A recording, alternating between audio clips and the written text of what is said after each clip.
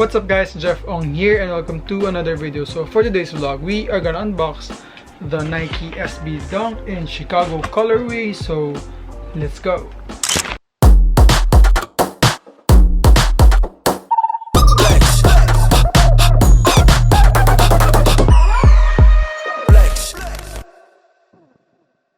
So yun nga guys, yesterday or the other day, we received a package from K-Hype. So you can follow them on Instagram at K-Hype.co. That's K-H-Y-P-E Co. I'm just gonna put their Facebook and Instagram page below. And you can also follow his partner at Authentic. Wait, I'm just gonna double check it. At AuthenticCops.sg. And magpartner sila. One is based sa Singapore, which is yung AuthenticCops.sg, and K-Hype Co, which is based here in Manila. So yun nga, you can follow them at K-Hype Co. As of now, meron silang mga pre-orders ng Prada, Adidas, yung Union na Guava Ice, which is I like then. And yung mga essentials ko and yung Supreme shirts ko, I got it from him. So he's a legit seller and better check his page out. And there, yung nga, the other day, he sent me this for an unboxing video. So ayan, may paper bag na siya, which is super ganda, super minimal. Ayan, it's plain white lang with his logo in it. Kasi I think we have a free sticker right here. Ayan, may free sticker pa. So let's head on over to the shoes niya. Again, this will be a quick unboxing for the spare lang. And this is the Jordan, this is not a Jordan, this is the Nike SB Dunk in Chicago colorway, which is naging super hype when it released. I mean, actually kahit hindi pa siya ni-release nung lumalabas pa lang yung mga leaked photos niya, people are going crazy sa shoes na to dahil nga sa Chicago colorway niya. We all know na yung Chicago colorway talaga, kahit saan siya ilagay na pair, naging hype siya, pinagkakaguluhan talaga siya ng mga tao. And lalo na ngayon, it's dunk season. I mean, ang daming nilalabas na dunk. Meron mga Grateful Dead na collab, Chunky Donkey collab, super daming collab. Ngayon nga parang may nilabas sa Community Garden sa Commonwealth na Community Garden, and yung parang Japan. Kalimutan ko na ang color niya, pero nag-register ako, and for the other color it's an L. And hopefully tomorrow manalo tayo for the Community Garden, and if nanalo tayo, magkakaroon tayo ng unboxing on this channel, and hopefully manalo tayo, and it is not an L sana for this time, kasi I think pag nanalo tayo pangalang beses ko pa lang. Yung first time ko nanalo sa Commonwealth is yung Dragon Ball Z na shoes. It's an Adidas shoes, I think 2 years ago or last year. 2 years ago, parang 2 years ago na yun. And yun nga, before we start this video, or before we start this unboxing, this video is made possible by K-Hype Co. So you can follow them at K-Hype Co and AuthenticCops.sg. That's AuthenticCops.sg on Instagram. So let's head on over na to the unboxing of the shoes. And guys, before we start nga again this vlog, I just want to give a shout out. Nakalimutan ko kasi. Just want to give a shout out to Convey Clothing. I'm wearing their shirt right here. So they have one in black. Tapos meron silang beige.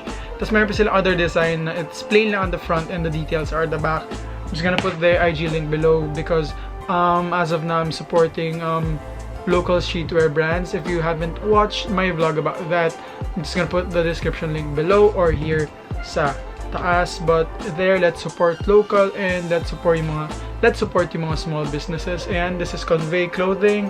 Sa sizing, I got a size XL kasi I wanted super oversized talaga, but I think large or medium would fit me as well. But for this one, I got an XL. Ayan, ganda ng fabric. I love the minimal design right here. So again, guys, follow their Instagram at convey_clothing. And ito na talaga, let's head over to the unboxing na. So let's start with the box right here. So the box is your Nike SB box, which is purple na may white text right here and white swoosh. On the left side, you can see the Nike SB logo as well with white line right here sa may bottom part ng box. Then on the other side, you can see this, the details of the shoes. So this is not my size actually because this is for unboxing purposes lang. So bawal natin siya i-fit kasi alam naman natin na mag-iiba or bababa yung value ng shoes once you fit it. So this is a Nike SB Dunk Low Pro in size US 11 and UK 10. So for women's, this is size 12.5. So let's pop up the box right here. So the box has that typical or your normal tissue paper with for the Nike SB, and may mga parang patterns and ayan, ito new shoes. Wait, I'll just open it para makita natin yung dalawang pair. Ayan. Sobrang ganda niya. I mean, if wala pa kayong Chicago colorway, I think this is the first. I mean, I recommend this to be your first Chicago colorway na pair or na silhouette because ayun nga, it's low cut and it's easy to pair. It's Nike SB Dunk, so it means it has that cushion sa may tongue, sa may heel part. I mean, yung cushioning niya super comfortable talaga. And yan, kuha tayo na isa. This is the right pair right here. So the shoes is mainly made out of leather. Ayan, it is red, white, and black. Kaya it is the Chicago colorway. Ayan, first thought about the shoes is yun nga yung nakita ko pa lang siya online is gustong gusto ko na siya, but I expect the resale or the resale price to be times 10 or times 8 talaga nung SRP price niya kasi the Chicago colorway has that very influential design or colorway because of Michael Jordan. Alam naman natin like yung Jordan 1 Chicago colorway, halos lahat ng Chicago colorway, yung value nila tumataas siya talaga ng tumataas. Kaya this one is a must cop for me, so you can avail this. I think meron siya on hand si K-Hype Co. So if you're interested on this pair, better message him at K-Hype Co. So yun, let's start with the lateral side over here. So the lateral side has that black Nike swoosh over here with red leather from the heel part to the toe part. And guys, the quality of the leather, based from what I can see and based from what I can feel right now, it is super good. I mean, hindi siya yung parang compared to the Jordan 1 Court Purple na leather, mas gusto ko yung leather nito. Wait, let's smell test it.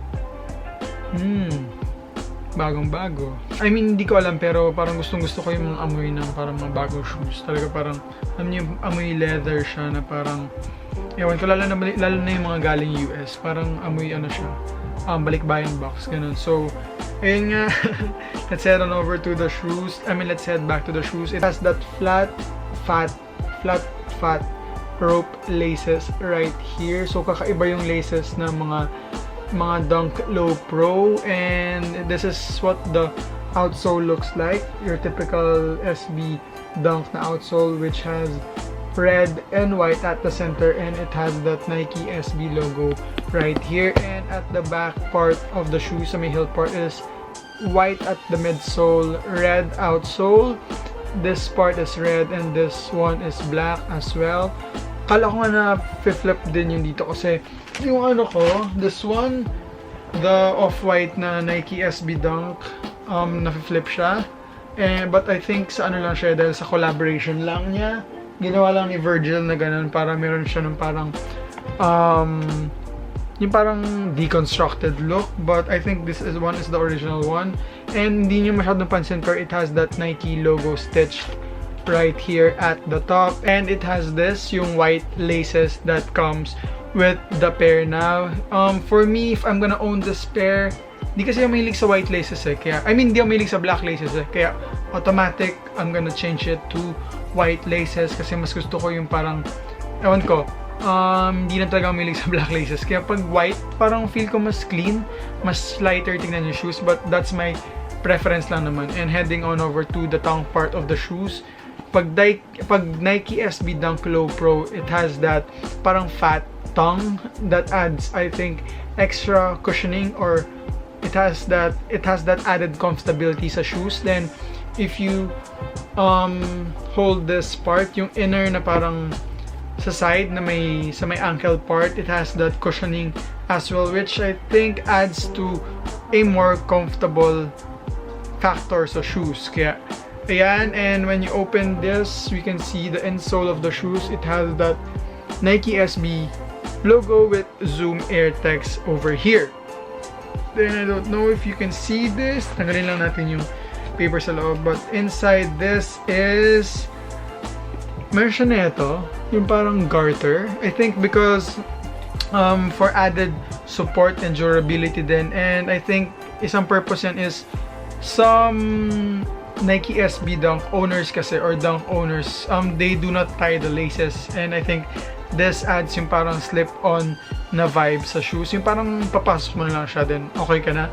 So, ayun. So, the retail price of this is, I think, around $95 lang. So, how much yun in peso? So, 95 times 50 or 53. So, around, sabihin natin mga 5,000. But the resale price of this, as of now, goes for around 40 to 45,000.